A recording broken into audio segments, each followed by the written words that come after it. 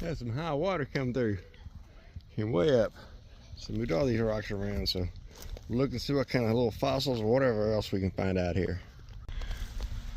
Well, that's the majority of what we found so far today. A lot of crystals.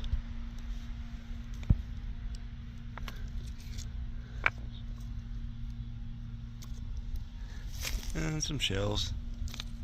Little clump of shells.